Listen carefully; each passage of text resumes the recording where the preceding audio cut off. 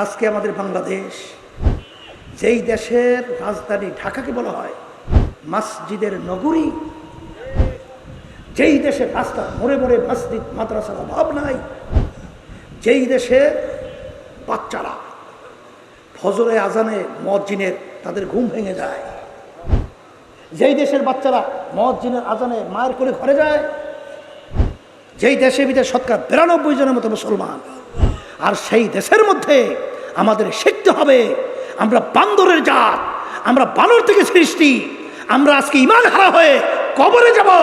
আমাদের হুঁশ থাকতে, জীবন থাকতে এই নীতি বাংলার জমিনে বাস্তবায়ন করতে দেব না, হবে না, কোনোদিন হবে না।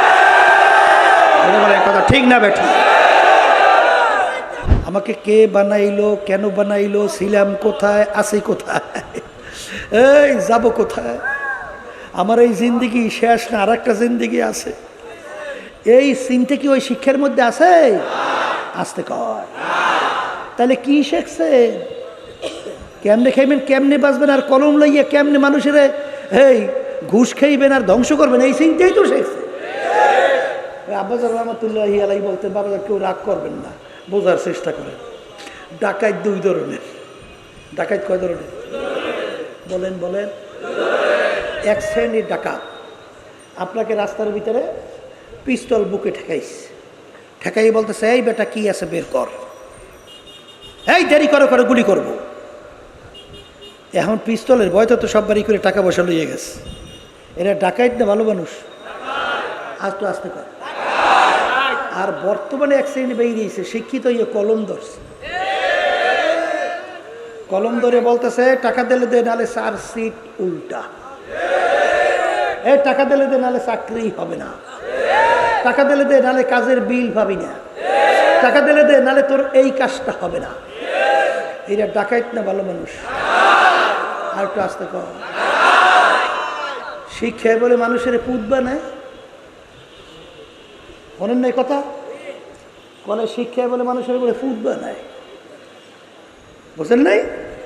আর গ্রামে একটা প্রবাদ বাক্য, বাপ মায় তো পোলাপান আদর করতে করতে ভূত বানায়, ভূত। আর শিক্ষায় বানায় কি? পুত। আমার আব্বাজার রহমতুল্লাহি আলাইহি বলতেন, ওই যে একটা কথা আছে না, শিক্ষাই জাতির মেরুদণ্ড, জাতির মেরুদণ্ড। আব্বাজার রহমতুল্লাহ আলাইহি বলেন, কথাটা ঠিক না, ভুল হইছে। কাল তা কি? সব শিক্ষা জাতির মেরুদণ্ড হতে পারে না, সুশিক্ষাই হলো জাতির মেরুদণ্ড। যেই শিক্ষার মাধ্যমে তোমাকে চোর বানায়, যেই শিক্ষার মাধ্যমে তোমাকে ঘুষখোর বানায়, যেই শিক্ষার মাধ্যমে তোমাকে সুদখোর বানায়, যেই শিক্ষার মাধ্যমে কলমের মাধ্যমে নির্দোষ মানুষকে জীবনকে জেলের ভিতরে ধ্বংস করে, ওরা শিক্ষা হতে পারে না। ওরা হলো কথা ঠিক না? ও শিক্ষা হতে পারে না। ওরা শিক্ষার নামে বড় ডাকাত। কথা ঠিক না? ঠিক। সুশিক্ষাই হলো জাতির মেরুদণ্ড। কথা ঠিক কিনা? এখন এই দুই ধরনের ডাকাত হিসাব করেন। একটা পিস্তল ধরে ছুরি ধরে নিয়ে, আর এক দল হইলে কলম ধরে নিয়ে। এখন হিসাব করে দেখেন মানুষ আছে কয়জন? আছে? হ্যাঁ, কেউ রাগ করেন না, বোঝার চেষ্টা করেন। আমার বাজানদেরকে বলবো, পর্দা আলে মা বোনদেরকে বলবো, এই বুঝ আল্লাহ দান করছে মানুষের মধ্যেই, এ পশুর মধ্যে দান করে নাই। করছে? আজকে আমাকে একজন বলতেছিল, হুজুর একটা আশ্চর্য কাহিনী দেখলাম। বলে কি? ফিলিস্তিন বাচ্চাগুলো, আমার মারা, আমার বোনরা, আমার ভাইরা, আমার মুরব্বীরা না খাইয়া অনাহারে অর্ধাহারে পানির পিপাসায় ঘাস পর্যন্ত গরু ছাগলের মতো খায়। সেখানে তেরানের জন্য বিস্কুট গেছে, বিস্কুট। সেই বিস্কুট ছোট একটা মেয়ে বাচ্চা, ঠিক ও একটা প্যাকেটই নিল, দ্বিতীয় প্যাকেট আর ধরল না। কারণ ও জানে যদি আমি বেশি নেই, আমার আর এক ভাই আছে, আমার আর এক বোন আছে। এর নাম হলো মানুষ। আল্লাহ রাসূল সাল্লাল্লাহু আলাইহি ওয়াসাল্লাম তিনি যখন দাই মা, মানে ওই দুধ পান করে, কি কয়? দুগ্ধ মা। হ্যাঁ, দুধ মা। দুধ মায়ের একটা দুধ পান করতেন, আর একটা দুধ জোর করেও তাকে মুখে নেওয়াইতে পারতো না। ব্যাপার কি? ব্যাপার কি? ব্যাপার হইল তার সহোদর ভাই আছে। আমি যদি দুধ পান করি, আমার ভাই কি খাবে? এর নাম হলো মানুষ, এর নাম হলো ইনসাফ। আর আল্লাহ রাসূল সাল্লাল্লাহু আলাইহি ওয়াসাল্লাম তাকে আল্লাহ পাঠাইছিল এই ইনসাফ রক্ষার জন্য। ওমা আরসালনাকা ইল্লা রাহমাতাল লিল আলামিন। মুসলমান,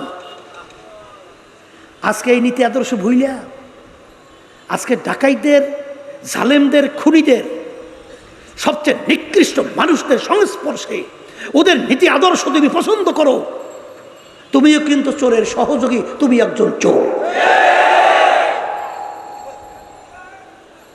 এই জন্য আমার ভাইদেরকে বলো, পর্দা আলে মা বোনরা তারা শুনতেছেন, আমার উপর রাগ করছেন? আর একটু বেশি বেশি রাগ করেন। এত কম রাগ করলে হয়? যত রাগ করেন কথা বইলেই যাইতে হবে। মানবেন কি না তা জানি না। এই জন্য ওলামায়ে কেরাম বলেন, ওমা আলাইনা ইল্লাল বালাগ, আমাদের দায়িত্ব তোমাদের কাছে পৌঁছানো। এটা মানবা কি মানবা না এটা তো আমাদের বিষয় না, তোমরা বুঝবা আর তোমার সৃষ্টিকর্তা আল্লাহ বুঝবে। কি কথা ঠিক কিনা? তাই কোরআন কারীম আলোচনার মধ্যে আমি কি বলছেন, সত্য না মিথ্যা? একটু আস্তে করে, আস্তে।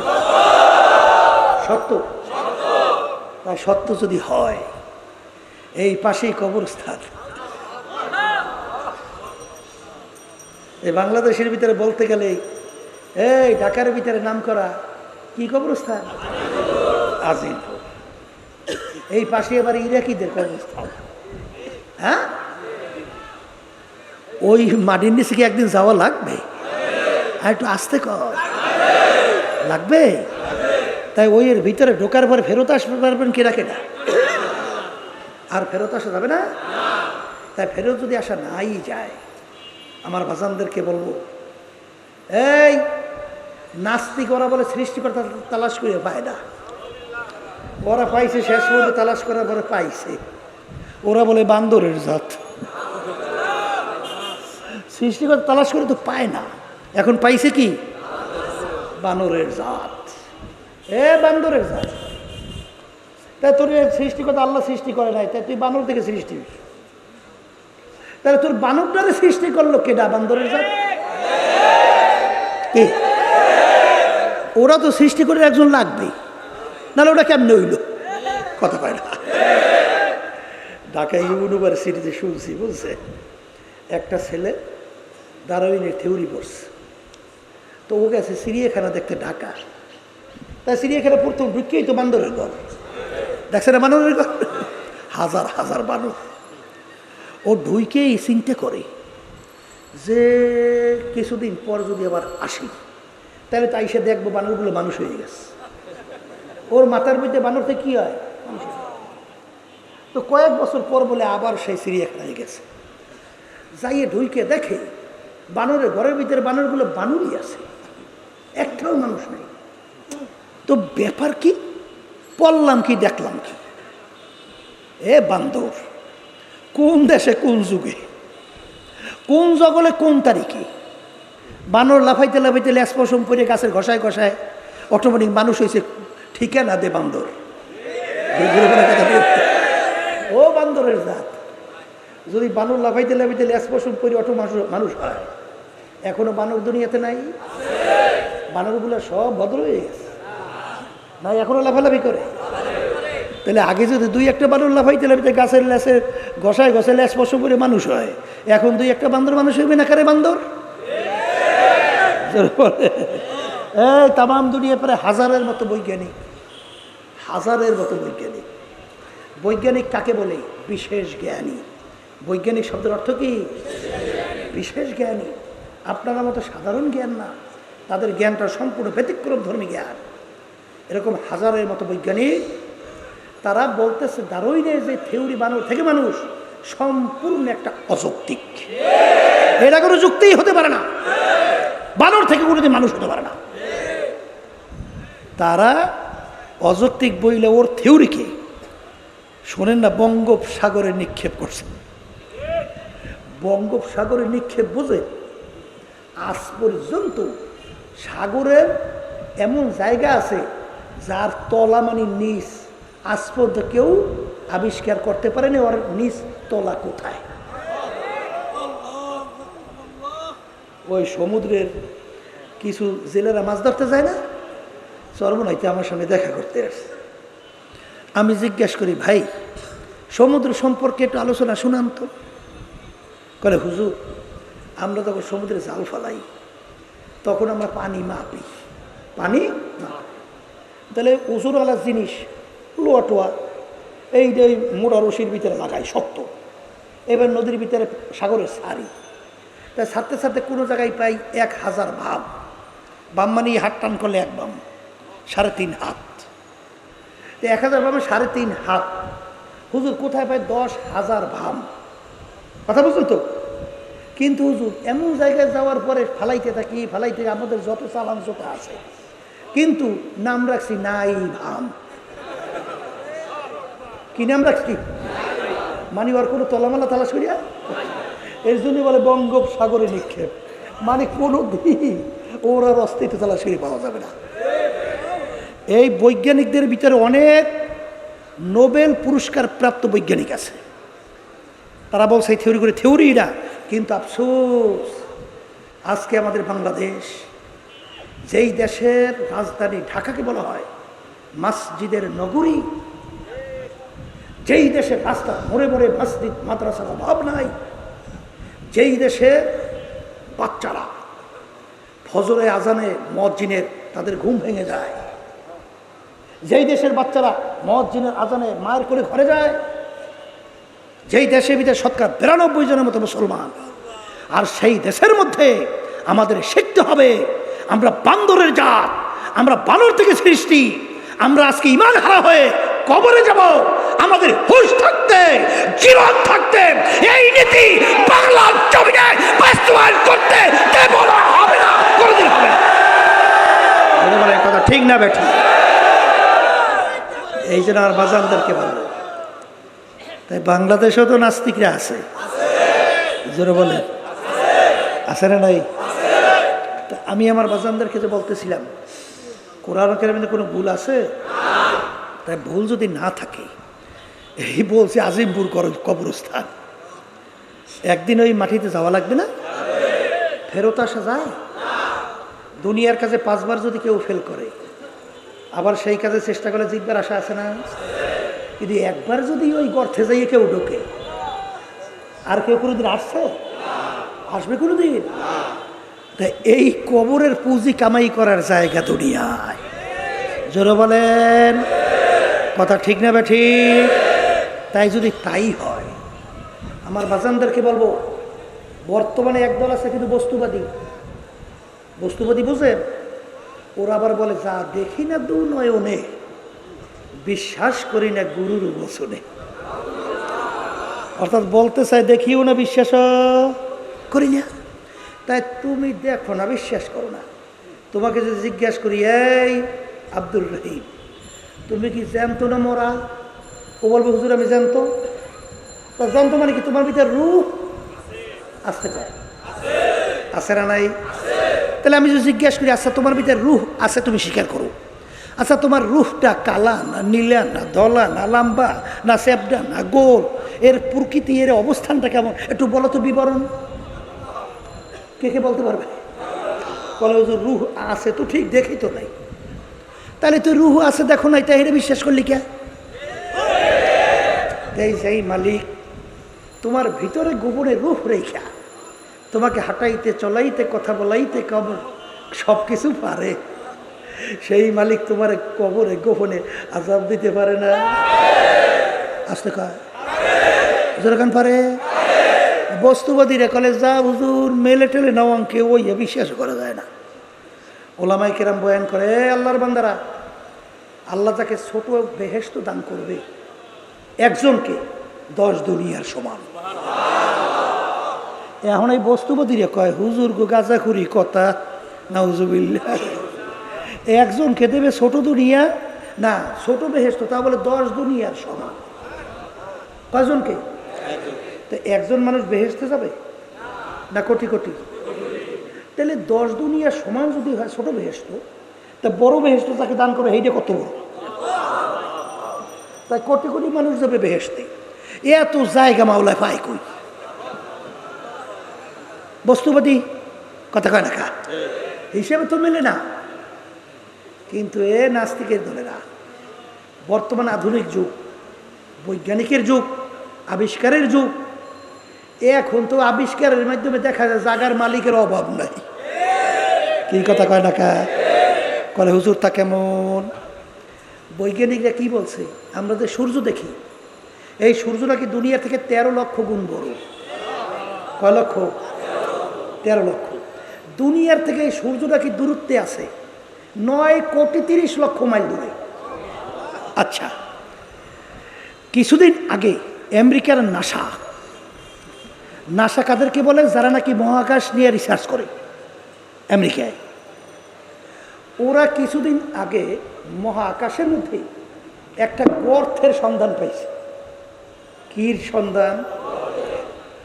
ওই গর্তটার ব্যাপারে তারা মন্তব্য করছে, গর্তের মুখটা কত বড়। তারা বলতেছে ওই গর্তের মুখটা এত বড়, এরকম 30,000 কোটি সূর্য, কত? এইরকম 30,000 কোটি সূর্য একসঙ্গে ওই মুখের ভিতরে ঢুকিয়ে দেওয়া যায়। এখন বলেন তো গর্তের মুখ কত বড়? আবার ওরা মন্তব্য করে ইয়াও বলে ছোট ছোট গর্ত, এর চেয়েও বলে বড় বড় গর্তের সন্তান দেখা যায়, এর চেয়েও বড় বড় গর্তের সন্ধান দেখা যায়, পাওয়া যায়। এ দ্বারা কি বলবে বস্তুবাদীরা? যা দেখো না বিশ্বাস করো না। এই নাস্তিকের দলেরা শোনো, আল্লাহ রাব্বুল আলামিন বলেন, আমাকে তোরা পাওয়ার জন্যে আসমান যেই তালাশ করা দরকার নাই। অবিল আফাকি ওয়া ফি আনফুসিকুম আফালা তুবসিরুন। হে বান্দা বান্দি, তুই তোর নিজের দিকে তাকাইয়া তুই মুরাকাবা কর, দেখবি তুই আমার পরিচয় পাইয়া যাবি। সবাই বলি সুবহানাল্লাহ। আল্লাহ বলতেছেন তোর দিকে তাকাই তুই রিসার্চ কর, মুরাকাবা কর, আমারে ভাবি। ওই আলোচনা এখন আমি যাব না। সংক্ষেপ কথা হলো, কোরআন কারীম সত্য কথা, ঠিক? আর দুনিয়ার থেকে একবার বিদায় হয়ে চলে গেলে দ্বিতীয়বার আসা যায় না। এমন কোনো জাতি দুনিয়াতে নাই যেই জাতি পরকাল বিশ্বাস করে না, এরকম কোনো জাতি দুনিয়াতে নাই। হিন্দুরা পরকাল বিশ্বাস করে না, খ্রিস্টানরা করে না, বৌদ্ধরা করে না, অন্যান্য ধর্ম অবলম্বী তারা করে না, আমরা মুসলমানও তো পরকাল বিশ্বাস করি। কি কথা ঠিক কিনা? কিন্তু আজ পর্যন্ত মুসলমান ছাড়া চ্যালেঞ্জের মাধ্যমে দুনিয়াতে কেউ বুক ফুলে গলা টান কইরা কেউ টিকতে পারে নাই। কথা ঠিক? তাইলে পরকাল বিশ্বাস আমরাও করি। যেহেতু একবার রওনা করে গেলে আর আসা যায় না, আর এই ক্ষেত্র তৈরি করার, ফসল কামাই করার জায়গা দুনিয়ায়। এই জন্য আমার বাজানদেরকে বলবো, পর্দালে মা বললে তারা শুনতেছেন, বাজান কার কখন কোন সময় ডাক আসবে এটা তো আমাদের কারো জানা নাই। এই জন্য আল্লাহ যখন মাহফিলে নিয়েই আসছেন, আল্লাহর কাছে বলেন, মালিক আপনি সহি দিনের আমাদেরকে বুঝদান করেন এবং আপনার খাস বান্দা হিসেবে কবুল করেন, আপনার নবীর খাস উম্মত হিসেবে কবুল করেন, এরপর দুনিয়া থেকে ঈমান নিয়ে কবর যাওয়ার তৌফিক দান করেন। এই পূর্ণ দিন আমি আপনাদের সামনে আয়াত শরীফ তিলাওয়াত করছি। ছাত্র 10 সাবজেক্টে পরীক্ষা, 9 সাবজেক্টে 100-এর ভিতরে 100 নম্বর, এক সাবজেক্টে ফেল, ছাত্র কিন্তু ফেল। 10 সাবজেক্টে 30 করে নম্বর, ছাত্র কিন্তু পাস। কথা ঠিক? আল্লাহ বলছেন, ইয়া আইয়ুহাল্লাযীনা আমানু দুখুলু ফিস-সিলমি কাফা। হে ঈমানদারেরা, যারা কে আমাকে বিশ্বাস করো, যারা আমার উপরে ঈমান আনছো, তোমরা দ্বীনের ভিতরে পুরাপুরিভাবে ঢুইকা যাও। সবাই বলি সুবহানাল্লাহ। এ কবরের যাত্রীরা, মসজিদের ভিতরে কেউ এক পা রাখলো আর এক পা বাহিরে, কেউ বলবে না লোকটা পুরা মসজিদে, কেউ বলবে না লোকটা পুরা বাহিরে, বলবে লোকটা পুরা মসজিদেও না পুরা বাহিরেও না, মাঝামাঝি। জোরে বলেন কথা ঠিক কিনা? দুই পা দিয়ে যখন মসজিদে ঢুকবে বলবে লোকটা পুরা মসজিদের ভিতরে ঢুকছে। দুই পা দিয়ে যখন বের হবে বলবে লোকটা পুরা মসজিদ থেকে বের হয়েছে। আল্লাহ রাব্বুল আলামিন বলে দিনের ভিতরে পুরাপুরি ঢোকো, অর্থাৎ দিনের কিছু অংশ মানবা কিছু অংশ মানবা না, দিনের ভিতরে পুরা ঢোকা হয় নাই। এই আয়াতের শানে নজুল দেখবেন যেই অবস্থার পরিপ্রেক্ষিতে এই আয়াত নাজেল হয়েছিল। এই আয়াত নাজেল হয় আব্দুল্লাহ ইবনে সালাম রাদিয়াল্লাহু তাআলা আনহু এর শানে।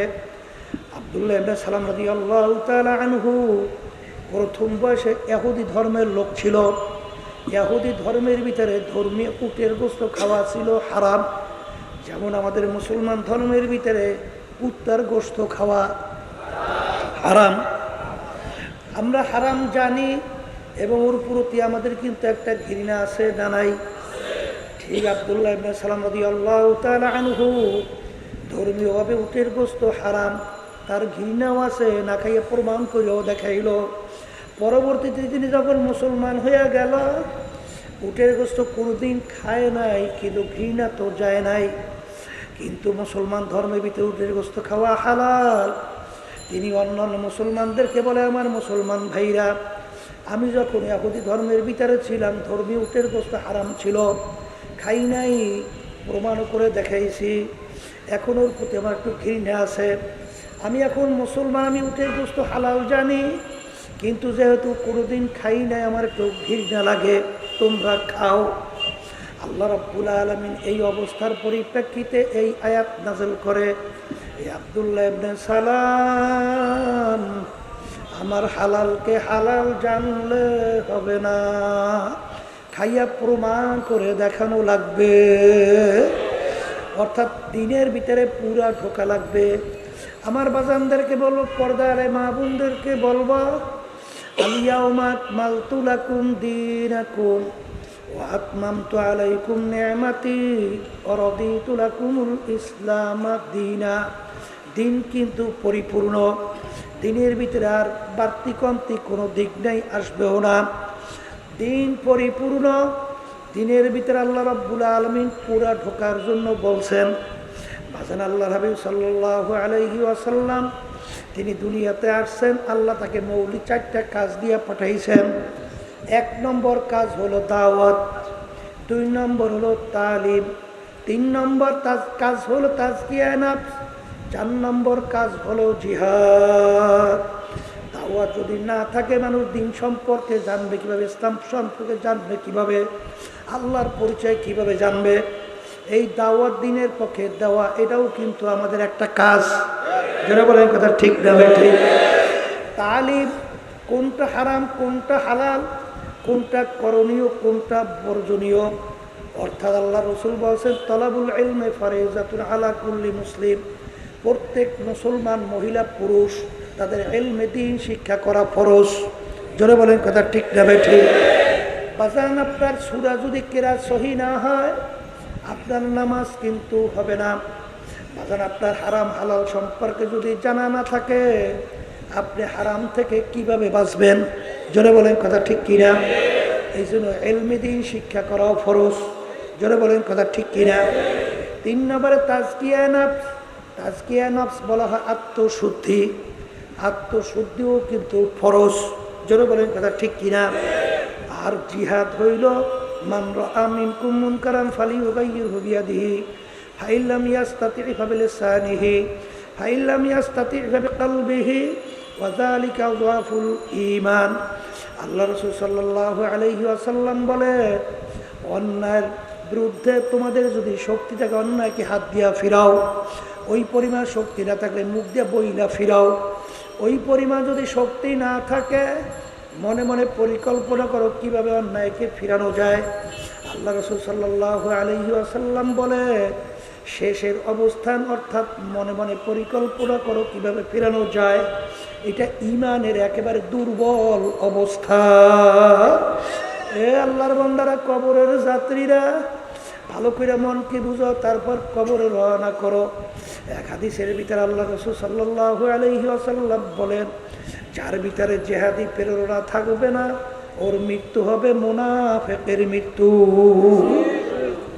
সবসময় একটা কথা মনে রাখেন বাজান, আপনার আমার নামাজ, আমার আপনার রোজা, আপনার আমার হজ সহ অন্য অন্য যে নেকের কাজ করি, এটা কিন্তু আমার মালিকের কোনো প্রয়োজন নাই। আমার মালিক আপনার আমার নামাজ দিয়া কি করবে? আমার মালিকের কি আপনার আমার নামাজের খুব দরকার? জোরে বলে দরকার আছে? রোজা দিয়ে আমার মালিক কি করবেন? কোনো দরকার? কোরবানির পশু আমরা জবাই করি, কোরবানির পশুর কিন্তু গোশত রক্ত আল্লাহর কাছে পৌঁছে না। তোমার আমার তেলের অবস্থান আল্লাহর কাছে পৌঁছে। জোরে বলেন কথা ঠিক কিনা? বলতে হুজুর নামাজ পড়ি কেন? বাজার নামাজ পড়ি আল্লাহর হুকুম পালন করি। রোজা কেন রাখি? আল্লাহর হুকুম পালন করি। হজ কেন করি? আল্লাহর হুকুম পালন করি। তাইলে বাজান যাকাত কেন দেই? আল্লাহর হুকুম পালন করি। পর্দা কেন করি? আল্লাহর হুকুম পালন করি। মিথ্যা কেন বলি না? আল্লাহর হুকুম পালন করি। জুলুম কেন করি না? আল্লাহর হুকুম পালন করি। বাজান ঠিক আল্লাহর হুকুম পালন করি, এই জন্যই নামাজ অন্য ইবাদত করি। কিন্তু ওই রব্বুল আলামিন তো বলছেন আকিমুদ্দিন, তোমরা দিনকে প্রতিষ্ঠা করো। বাজান দিন প্রতিষ্ঠার জন্য রাষ্ট্রীয় পর্যায় পর্যন্ত আপনার আমার সাধ্য শক্তি অনুযায়ী চেষ্টা করা, এটাও কিন্তু ফরজ। আস্তে কর, আরেকটু আস্তে কর, আরেকটু আস্তে কর। হ্যাঁ, এই অনেকে তো গুরুত্ব দেন না, বোঝেনও না। বাজান আজকে এত মুসলমান থাকার পরেও আজকে আমাদের ভবিষ্যৎ